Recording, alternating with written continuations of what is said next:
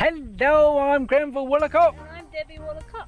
And we're the authors and the founders of Mother Nature's Guardians and the Land of the Little People. And we just love fairy tales. We do. Yes, sir.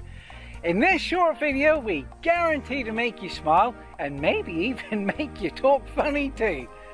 There's nothing to sell. In fact, it's the very opposite. We're actually going to give you a copy of the very first story that's taken from our inspirational and funny storybook, Mother Nature's Guardians Cuddle Popper Chronicles, Volume 1. And you're also very welcome to share this video so that you can make someone else's day start with a smile as well. This humorous little storybook is based on true stories about the little people who live and work in the woods on our farm here in New Brunswick, Canada.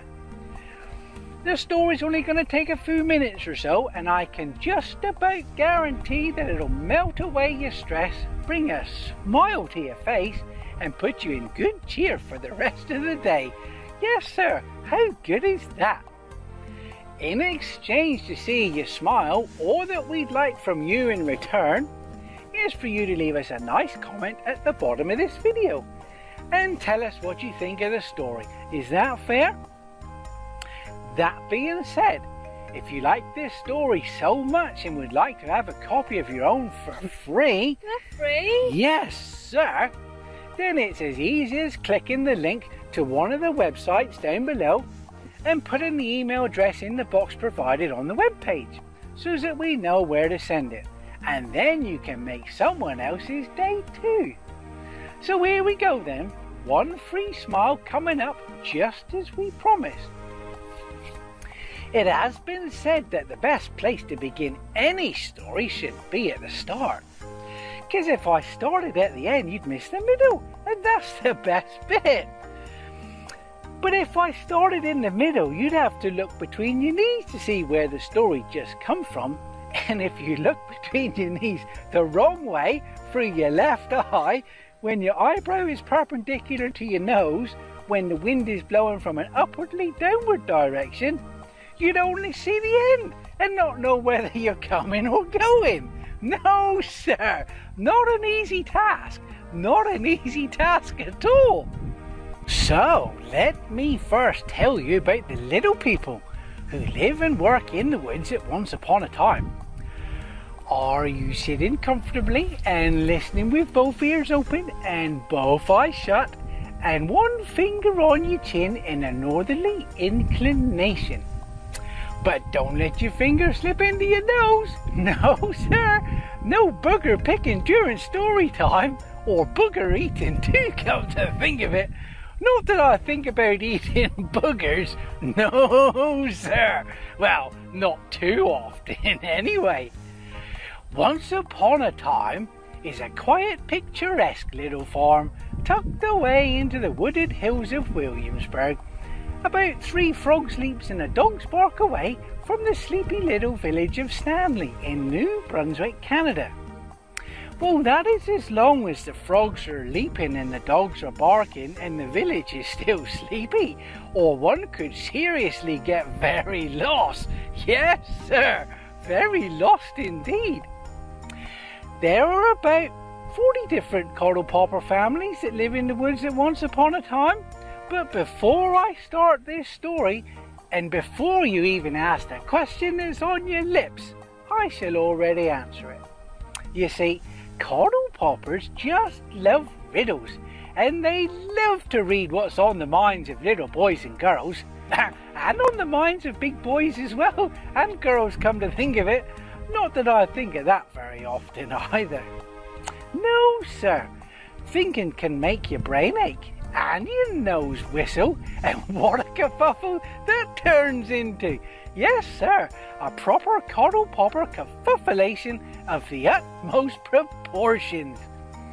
So, to answer your unasked question, a cuddle popper, well, the proper full title is North American cuddle popper, and seeing as cuddle poppers absolutely insist on always using their fullest of full names and nothing in between, I cannot answer why they just call themselves cuddle poppers.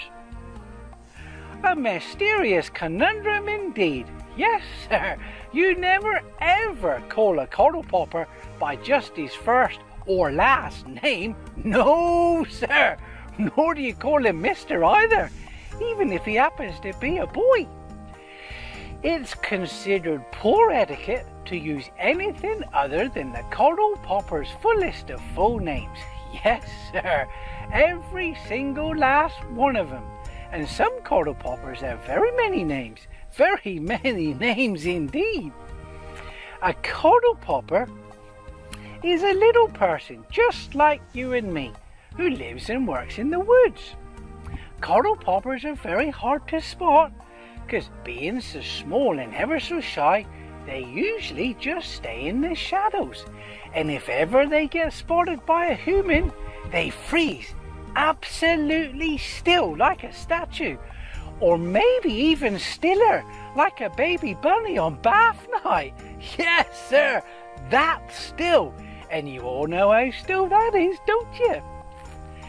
Have you one day ever believed that you once saw something move out the very corner of your eye, but when you turned to look at it, there was nothing there, except for maybe just a shadow?